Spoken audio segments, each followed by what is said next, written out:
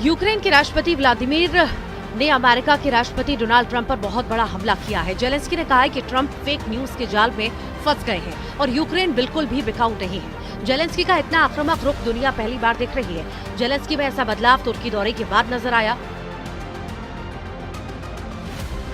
Erdogan के हाथ में छाता और इस छाते के नीचे जेलेंस्की। इस तस्वीर में जेलेंस्की की बगावत छुपी है। इस तस्वीर में जेलेंस्की की जिद छुपी है। इस तस्वीर में जेलेंस्की की नई जंग छुपी है। तुर्की बहुत बड़ा मैसेज दे रहा है, रूस को भी, अमेरिका को भी और अरब वर्ल्ड के मुखिया सऊदी अरब को भी। जेलेंस्की और एर्दोआन की छाते वाली इस तस्वीर ने मॉस्को से लेकर कीव और रियाद से लेकर वॉशिंगटन डीसी तक तहलका मचा दिया।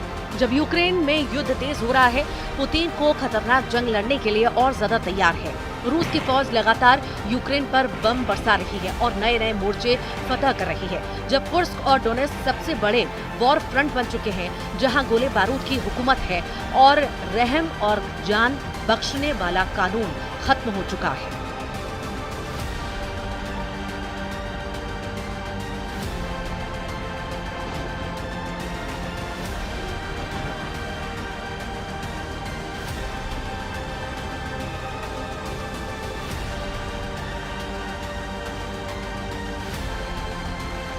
तब यूक्रेन को बचाने के लिए नेटो की सेनाएं यूरोप का मोर्चा मजबूत कर रही हैं, क्योंकि फ्रांस, ब्रिटेन और जर्मनी को इस बात का पता चल गया है कि पुतिन अब नेटो का धुआं धुआं करने को तैयार है। पुतिन ने अपनी डिक्शनरी से सीज फायर वाला शब्द मिटा दिया है और अब पुतिन ने यूक्रेन को पूरी तरह से रौंदने के बाद यूरोप की तरफ आंख गड़ा ली है। अब जेलेंस्की और एर्दोआन की मुलाकात तुर्की में हो रही थी, तब युद्ध कैसा चल रहा था उसके वीडियो डोनाल्ड ट्रंप की गलतफहमी दूर कर सकते हैं। इसी दौरान रूस ने दक्षिण पश्चिमी यूक्रेन के ओदेसा में मिसाइल अटैक किया। वहीं जेलेंस्की का काउंटर अटैक रूस के समारा में सिजरान रिफाइनरी पर हुआ, जहां यूक्रेन ने ड्रोन से खतरनाक हमले को अंजाम दिया। यानी जेलेंस्की तुर्की को तुर्की से बड़ा हौसला मिला है और यूक्रेन का युद्ध रोकने का नाम नहीं लेगा। इस बात की गारंटी जेलेंस्की से भी मिल रही है और पुतिन तो पहले ही बहुत ज्यादा हमलावर है।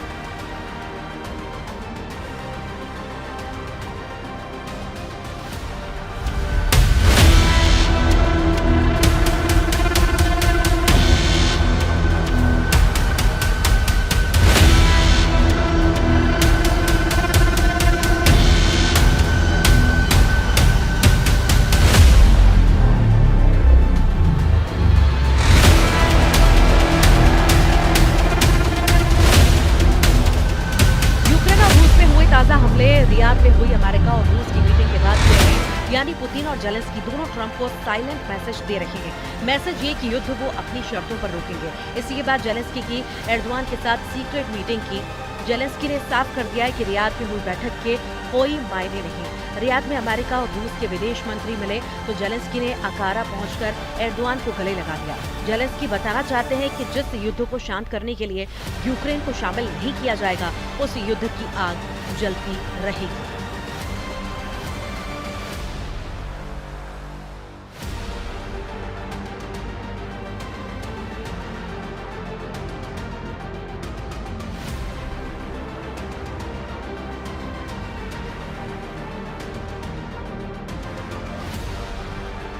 अब एर्दोआन और जेलेंस्की की मीटिंग हुई तो उसमें जेलेंस्की ने पूरा दर्द सामने रखा। जेलेंस्की ने बताया कि कैसे रूस की सेना ने पूरे डॉनबास को जकड़ लिया और कैसे कुर्स्क में उनकी सेना पुतिन और उनके दोस्त किम जोंग उन की सेना से बहुत ही खतरनाक युद्ध लड़ रही है।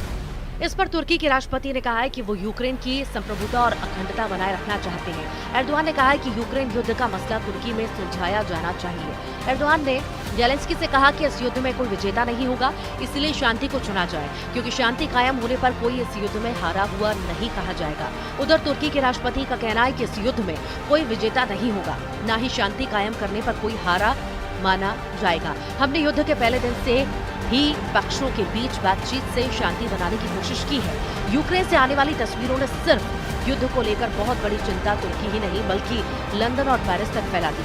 पुतिन की सेना ने जिस तरह से यूक्रेन में तबाही मचाई, उसके बाद जेलेंस्की के सामने सरेंडर के अलावा कोई रास्ता नहीं, क्योंकि अब तो ट्रंप भी अपनी शर्तों पर युद्ध विराम कराना चाहते हैं। अब ये बात जेलेंस्की को पसंद नहीं आ रही।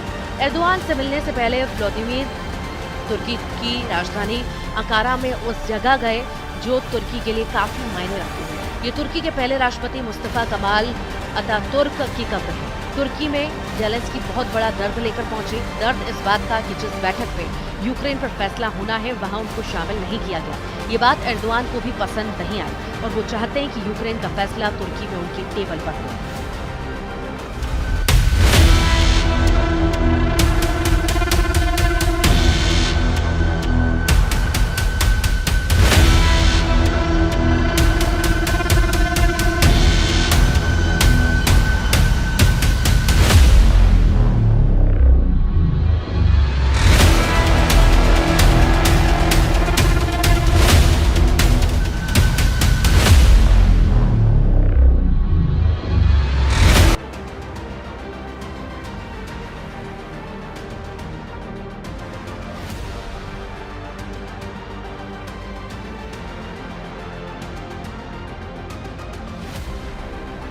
जेलेंस्की को पता है कि एर्दोआन न कुछ कर सकते हैं, इसलिए गाड़ी से उतरने और एक ही छाते के नीचे एर्दोआन के साथ राष्ट्रपति भवन की सीढ़ियां चढ़ने और इसके बाद मीटिंग हॉल में से लेकर एर्दोआन से अकेले में मिलकर जेलेंस्की ने बड़ी शिकायतें की। उनकी डिमांड बहुत साफ है, जिससे सवाल उठता है कि क्या जेलेंस्की को अब डोनाल्ड ट्रंप पर यकीन नहीं रहा।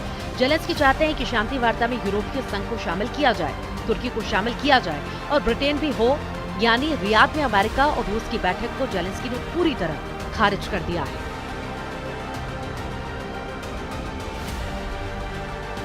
यूक्रेन और यूरोप यानी बड़े मायने में यूरोपीय संघ, तुर्की और ब्रिटेन इन्हें बातचीत में शामिल करना चाहिए ताकि सुरक्षा की गारंटी रहे। ये अमेरिका के साथ मिलकर दुनिया के इस हिस्से पर असर रखते हैं। यही इस वक्त युद्ध चल रहा है। पुतिन के युद्ध के खिलाफ जेलेंस्की इसीलिए बहुत टूटा हुआ महसूस कर रहे हैं क्योंकि यूरोप से सिग्नल नेगेटिव मिल रहे हैं। ओदेसा और खार्किव पर गिरने वाली हर मिसाइल के साथ जेलेंस्की को इस बात का यकीन हो चुका है कि डोनाल्ड ट्रंप ने पुतिन के साथ बड़ी डील कर ली है। डील ऐसी जिसका सबसे बड़ा नुकसान यूक्रेन को होगा। पुतिन ने कुर्स को लेकर फिर से मजबूत मोर्चाबंदी करना शुरू कर दी है। पुतिन का पूरा फोकस इस वक्त डॉनबास के साथ साथ कुर्स पर है क्योंकि जेलेंस्की को यहाँ पर नेटो सेना की मदद मिल रही है। ये दावा रूस बार बार कर रहा है।